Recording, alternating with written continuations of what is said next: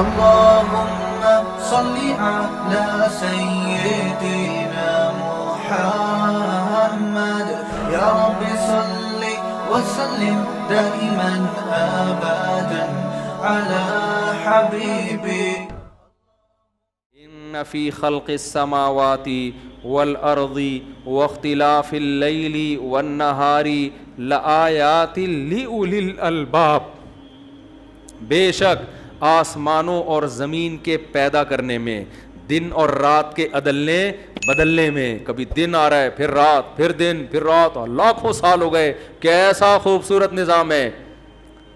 لآیات ایک نہیں، ہزاروں لاکھوں نشانیاں ہیں. لِأُولِي الْأَلْبَابِ عقل مندوں کے لیے، بے وقوفوں کے لیے ایک بھی نشانی نہیں، اور عقل مندوں اور غور و فکر کرنے والوں کے لیے لآیات کروڑوں نشانیاں ہیں. کہتے ہیں میں نے کہا اشہد ان لا الہ الا اللہ. کہہ رہے یہ خدا نے مجھے دکھائی ہے کہ تو ایک نشانی مانگتا ہے. اس کائنات میں غور کرے گا کروڑوں نشانیاں نظر آئیں گی جو تجھے پکار کے کہہ رہی ہیں یہ کائنات خود بنی نہیں ہے، کسی نے اس کو بنایا ہے. بنانے والے نے آگے پھر اس آیت میں اللہ نے سارے سوالات اس رکوع میں سارے سوالات کے جواب دیے. اس میں تو اللہ نے بتا دیا یہ خود نہیں بن سکتی. دیکھو یہاں چینجر کے بغیر چینجنگ نہیں ہو سکتی. نیوٹن کہتا تھا نا کوئی چیز اگر ساکن ہے ہمیشہ ساکن رہے گی جب تک اس کو موو کرنے والا کوئی نہ ہو، اور جو چل رہی ہے ہمیشہ چلتی رہے گی جب تک روکنے والی پاور نہ ہو. تو بتاؤ جو کائنات جس کی ایک ایک چیز چینجر کے بغیر چینج نہ ہو سکتی ہو تو کریٹر کے بغیر کریٹ کیسے ہو سکتی ہے؟ وہ نہیں آ رہی سمجھ میں. ڈنڈا لے کے نا کچھ بھی نہیں ہے، خالی ہاتھ ہے، بس دعوے ہیں ہمارے. میں سوچتا ہوں پیغمبر صلی اللہ علیہ وسلم کتنا پریشان ہوتے ہوں گے. آپ کی دعوت تو بہت جاندار تھی نا، لیکن پھر وہی بیہودہ سوالات ہوتے تھے تو کتنا پریشان ہوتے ہوں گے. چینجر کے بغیر چینج نہیں آ سکتا. اس میں ایک کنڈیشن کے بغیر دوسری کنڈیشن میں نہیں جا سکتی یہ کائنات. تو پیدا کیسے خود بخود ہو گئی؟ یہ کیسے ہو سکتا ہے بھائی؟ لوگ سوال کرتے ہیں وہ بوسیدہ سوال پرانا کہ پھر خدا کو کس نے بنایا؟ بھائی خدا کو ہم نے دیکھا نہیں ہے، ہم نے اس کائنات کو دیکھا ہے. یہ کائنات چینجر کے بغیر چینج نہیں ہو سکتی. آپ کا اپنا باپ نیوٹن کہتا تھا یہ، صحیح ہے نا؟ ہم تھوڑی مولوی تھوڑی کہہ رہے ہیں. اس نے مشاہدہ کیا، ہم نے مشاہدہ کیا. تو کریٹر کے بغیر کریٹ بھی نہیں ہو سکتی. خدا تو کریٹر ہے، اس کے بارے میں تھوڑی ہم کہہ سکتے ہیں کہ چینجر کے بغیر چینج نہیں ہو سکتا تو کریٹر کے بغیر کریٹ کیسے ہو گیا. وہ تو عقل سے بالاتر ہے. آپ اس کائنات کو ہمیشہ سے مان رہے ہو، یہ حماقت کر رہے ہو. خدا کو ہمیشہ سے ماننے کو آپ بے وقوفی سمجھ رہے ہو. تبھی میں کہتا ہوں یہ ایسے ہے جیسے بارش سے بھاگا پانی سے بچنے کے لیے اور کھڑا ہو گیا پرنالے کے نیچے آ کے. اب پرنالے کے نیچے کھڑا ہوا ہے نا، پانی دھڑا دھڑ گر رہا ہے. پرنالے سمجھتے ہیں؟ کسی نے کہا یہاں کیوں کھڑا؟ کہہ رہے بارش ہو رہی ہے یار. تو یہاں کیا ہو رہا ہے؟ تو یہی ایتھیسٹ پاگل اعتراض کرتے ہیں کہ اگر کوئی خدا ہے تو اس کو کس نے بنایا؟ تم اگر خدا کا انکار کرو گے اس بیس پر کہ وہ ہمیشہ سے کیسے ہے تو تمہیں یہ ماننا پڑے گا یہ کائنات کیا ہے؟ ہمیشہ سے. یہ زیادہ بڑا اعتراض ہے. اور تیسرا کوئی آپشن ہمارے پاس ہے نہیں کہ نہ یہ ہمیشہ سے ہے نہ خدا ہمیشہ سے ہے. تو پھر کیا ہے؟ تو اس لیے خدا کے بارے میں تھوڑی بات ہوگی. جب کوئی کام ہوا ہے اس دنیا میں تو کوئی کرنے والا، کوئی ایسی ذات ابتدا میں ہے جو کچھ کرنے میں کسی سبب کی محتاج نہیں ہے. اس کے پاس کلمہ کن کی طاقت ہے. پہلی دفعہ اس نے بنا دیا. اور یہ جو بگ بینگ تھیوری ہے، 1 سیکنڈ میں اتنا بڑا دھماکہ ہوا، اور اس کے بارے میں ماہرین آپ پڑھو. یہ ہمارے جامعۃ الرشید میں مفتی حسین خلیل خیل صاحب اللہ جزائے خیر دے، بڑا خاندانی کام کیا ایتھیزم کے خلاف. انہوں نے بگ بینگ تھیوری کو پورا پڑھ کے نا پورا ڈیفائن کیا ہے. یہ جو سائنسدان کہتے ہیں نا دھماکہ ہوا، یہ کروڑویں حصے میں بھی یہ جو کچھ بھی ہوا ہے نا، یہ اگر کروڑواں حصہ بھی اس کا ڈس بیلنس ہو جاتا تو یہ کچھ وجود میں نہیں آتا. سمجھ میں آ رہی ہے بات؟ نہیں آئی سمجھ میں؟ یعنی اتنی کیلکولیشن تھی نا اس دھماکے میں کہ سیکنڈ کے کروڑویں حصے میں بھی کوئی گڑبڑ. یعنی اگر تھوڑے سا اس کو میں آسان دیسی زبان میں سمجھاتا ہوں کہ آپ نے ایک دھماکہ کر کے چیزوں کو توڑا اور ایک چیز ادھر دیوار پہ جا کے چپک گئی, ایک ادھر چپک گئی, ایک ادھر چپک گئی اور ایک ادھر چپک گئی. دوبارہ جب آپ یہی دھماکہ کرو گے تو کیا یہی شکل بنے گی؟ نہیں بنے گی نا, کیونکہ اتنی ایڈجسٹمنٹ کے ساتھ تھوڑی ہوگا وہ. کیا خیال ہے بھائی؟ بھائی پھر ہو سکتا ہے وہ انڈا چھت پہ جا کے چپک جائے. ہم جب برسات کے موسم میں ایک دوسرے کو گندے انڈے مارتے تھے, ہم جب چھوٹے بچے تھے نا, جب کراچی میں بہت زیادہ بارشیں ہوتی تھی تو ہمارے کھیل یہ ہوتے تھے کہ گھروں سے دکانوں سے سڑے ہوئے انڈے لے کر بارش میں نہا بھی رہے ہیں اور ایک دوسرے کو پھوڑ پھوڑ کے بھاگ بھی رہے ہیں, کیونکہ پتہ تھا وہ بھی مارے گا. تو کبھی ایسا نہیں ہوا کہ جو انڈا ہم نے کسی گنجے کے مارا ہو ٹھیک سر پہ بیچ میں جا کے لگاؤ. ایسا اتفاق کبھی بھی نہیں ہوا. ہمیشہ کسی کے مارا تو دائیں بائیں سے ہوتا ہوا گیا. وہ بہت کم ایسا ہوتا تھا کبھی بالکل ٹھیک سر پہ جا کے پھوٹے. کیوں؟ حالانکہ ہم یہ انڈا مر نہیں رہا بلکہ انڈا مارا جا رہا ہے. کوشش ہوتی تھی ناک پہ لگاؤ, لیکن اکثر نشانہ کیا ہو جاتا تھا؟ خطا. حالانکہ یہ انڈا کا جو بھی عمل ہو رہا ہے انڈا مارنے کا اور لگنے کا, یہ آٹومیٹیکلی نہیں ہو رہا, بلکہ انسان ہے جو کوشش کر رہا ہے کہ ٹھیک کس پہ لگاؤں, میں سر پہ لگاؤں یا ٹھیک ناک پہ لگاؤں, پھر بھی نشانہ کیا ہو رہا ہے؟ مس ہو رہا ہے. تو اب اگر کوئی انڈا مارے اور ہمیشہ ٹھیک یہاں جا کے لگے ٹھیک ہے, اس کا مطلب مارنے والا بڑا ٹرینڈ ہے. نشانہ لے رہے ہیں آپ اور سوئی کے ناکے میں سے آپ نے سوئی گزار دی, او بھائی یہ خود نہیں گزری, یہ جو تیر اندازی جس نے کی بہت ٹرینڈ ہے, کروڑوں سال تک وہ یہ تیر اندازی سیکھتا رہا ہے, لاکھوں سال تک.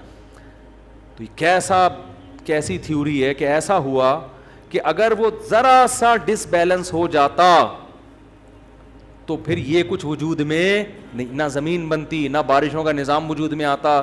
یہ سائنسدان کہتے ہیں ایسی زبردست کیلکولیشن تھی کہ زمین ایک خاص مقدار میں سورج کے جا کے رک گئی اور سورج کے گرد گھومنا شروع کر دیا.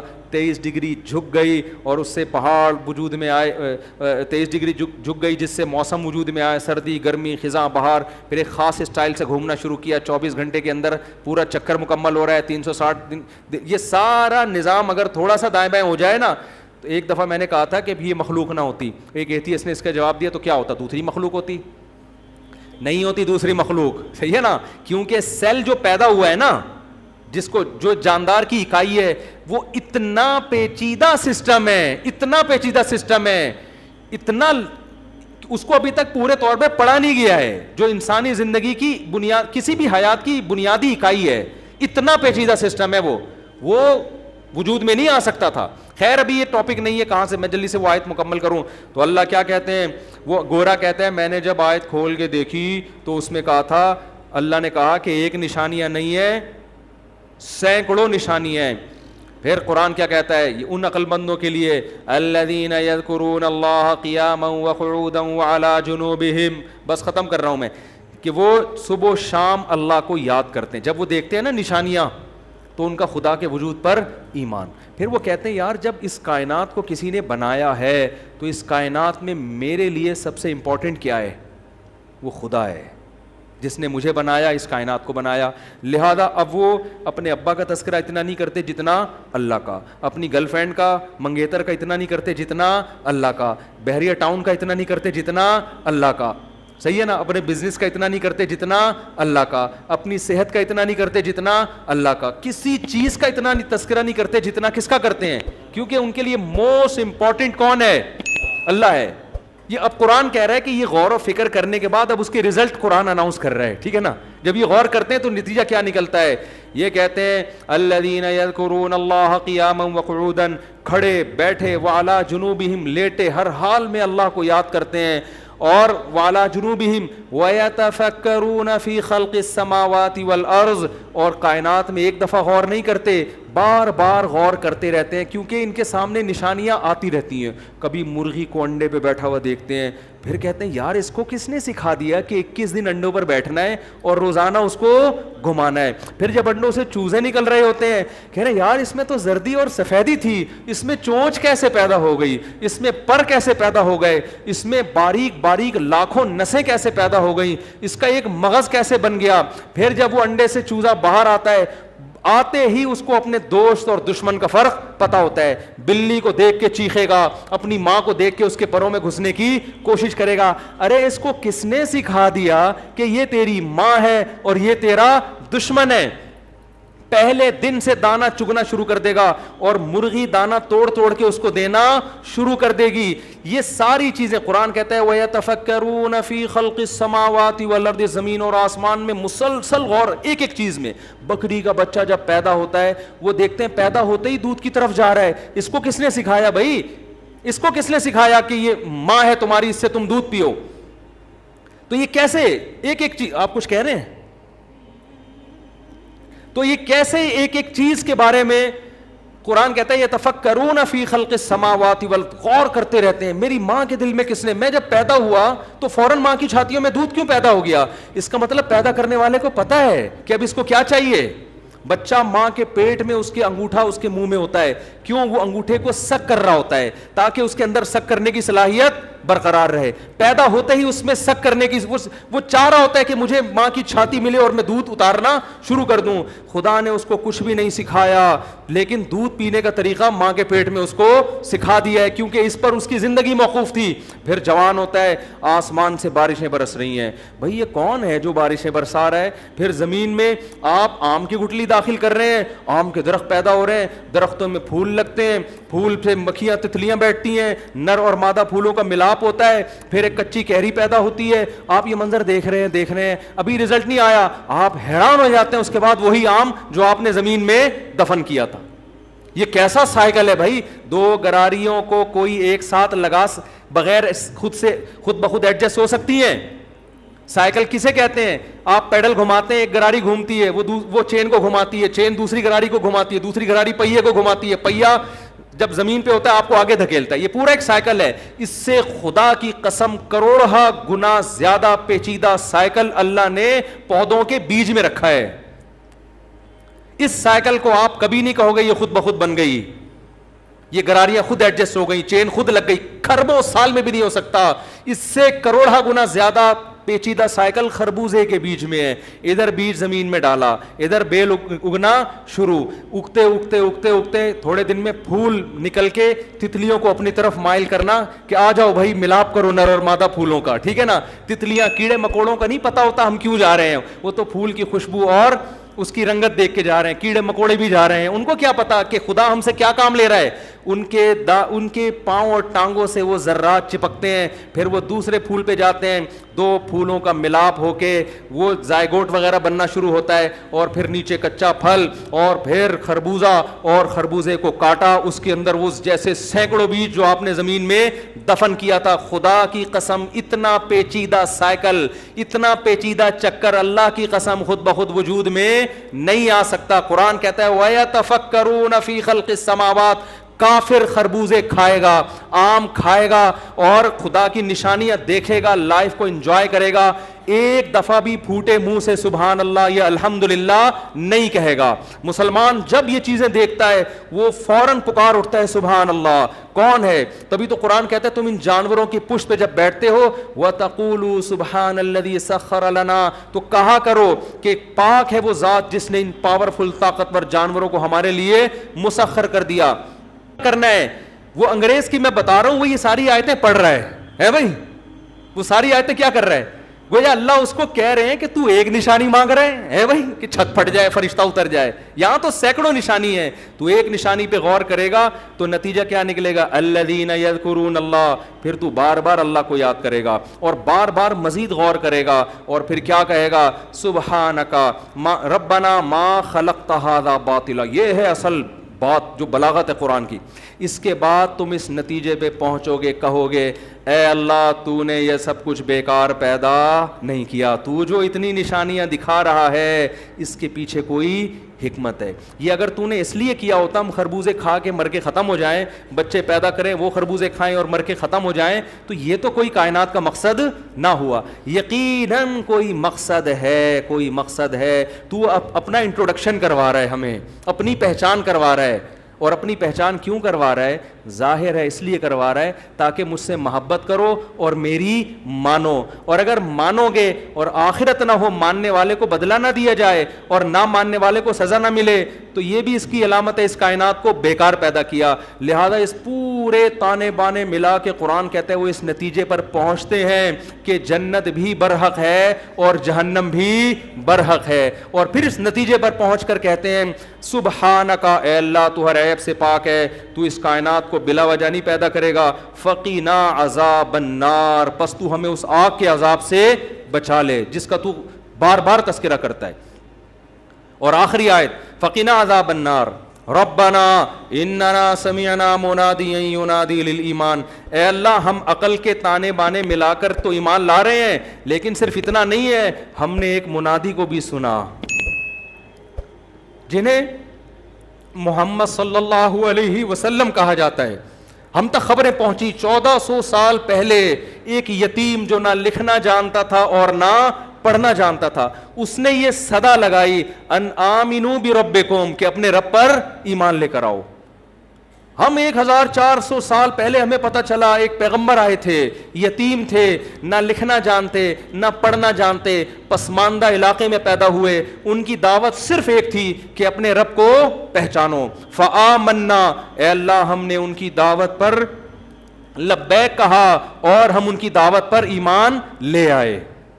تبھی تو ہم محمد صلی اللہ علیہ وسلم کے بتائے ہوئے طریقے کے مطابق نماز پڑھتے ہیں, محمد صلی اللہ علیہ وسلم کے بتائے ہوئے طریقے کے مطابق اذان دیتے ہیں. قرآن میں تو یہ سارے احکام تھوڑی اللہ نے براہ راست تھوڑی بتائے. نبی نے کہا داڑھی رکھو, ہم نے رکھ لی. نبی نے کہا فجر میں 2 فرض پڑھو, ظہر میں 4 فرض پڑھو, مغرب میں 3 پڑھو, عشاء میں 4 پڑھو, پھر وتر پڑھو. یہ سارے کس کے کہنے پر ہو رہا ہے؟ اے اللہ ہم نے تجھے پہچاننے کے لیے کسی کو تلاش کیا کہ تیرا کوئی سفیر ہے اس دنیا میں, تو ہمیں پتہ چلا 1400 سال پہلے ایک یتیم تھے محمد بن عبداللہ, انہوں نے دعویٰ کیا تھا اور ہم نے انہیں اس دعوے میں سچا پایا, کیونکہ اگر وہ سفیر نہیں تھے تو پھر اس کا مطلب تو نے اپنا تعارف کروانے کے لیے, اپنے حکام بتانے کے لیے دنیا میں کسی کو اپنا نمائندہ نہیں بنایا, تو تجھ تک پہنچے کیسے پھر ہم؟ ہمارے پاس ایک ہی راستہ تھا, ہم کس پر ایمان لائیں؟ محمد صلی اللہ علیہ وسلم پر. ربنا وآتنا ما وعدتنا, ہم ایمان لے آئے تو ربنا لا تخزنا یوم آتنا ما وعدتنا, اے اللہ اب ہم اس نبی کو فالو کر رہے ہیں, اب تو بھی اپنی ذمہ داری پوری کرنا. تو نے اپنے نبی کی زبان سے ہم سے جو جنت کے وعدے کیے ہیں وہ وعدے ہم سے پورے کرنا. ہم جو اتنی قربانیاں دے رہے ہیں صرف کس لیے دے رہے ہیں؟ کہ ہماری آخرت کیا ہوگی؟ اچھی ہوگی. ولا تخزنا یوم القیامہ, اور قیامت کے دن ہمیں رسوا نہ کرنا. یہ بے دین لوگ مذاق اڑائیں گے ورنہ کہ دیکھو تم نے نظر کی حفاظت کی, تم شراب سے بچے, تم زنا سے بچے, تم بوڑھے ماں باپ کی خدمت میں قدموں میں جنت تلاش کرتے رہے, تم رشتہ داری جوڑتے رہے, تم رمضان کے روزے رکھتے رہے, تم راتوں کو تہجد پڑھتے رہے, ہم تو لائف کو انجوائے کرتے رہے, تو ہمارا اور تمہارا ٹھکانہ کیسا ہو گیا؟ ایک جیسا. اے اللہ اس ذلت سے ہمیں قیامت کے دن بچانا, یہ تانا نہ ملے ہمیں. فرق ہونا چاہیے فرما برداروں میں اور نافرمانوں میں. انک لا تخلف المیعاد, اے اللہ ہمیں پتہ ہے تو اپنے وعدوں کی خلاف ورزی نہیں کرتا. یہ تو ہم ایک تسلی کے لیے یہ جملہ زبان سے نکال رہے ہیں. تو بھائی یہ ہے قرآن کی دعوت, سمجھتے ہو؟ گھوم پھر کے آئے گی یہیں کہ گناہوں سے توبہ کرو. نتیجہ کیا نکلے گا؟ برائی سے بچو. آج اس کے لیے تیار نہیں. وظیفے پڑھوا لو, عمرے ہر سال کرتے, عمرہ کر رہے ہیں, اور بہن کی وراثت کے پیسوں سے عمرہ کر رہے ہوں گے. عمرہ کریں, کس نے منع کیا ہے؟ پہلے کیا ہے؟ جو حرام کام ہے ان کو چھوڑیں, گناہ سے بچیں. تو اللہ تعالیٰ سے دعا ہے کہ اس مبارک رات میں اللہ ہمیں سچی توبہ کی توفیق دے دے. دین کو بھی ایک انٹرٹینمنٹ بنا لیا ہم لوگ, مذاق بنا لی, ایک تفریح کی چیز بنا لی. تو برائی سے بچنے کی اللہ ہم سب کو توفیق دے. تو ان راتوں میں اللہ سے گڑ گڑا کے ہدایت مانگے, اللہ تعالیٰ سمجھنے کی, عمل کی توفیق عطا فرمائے.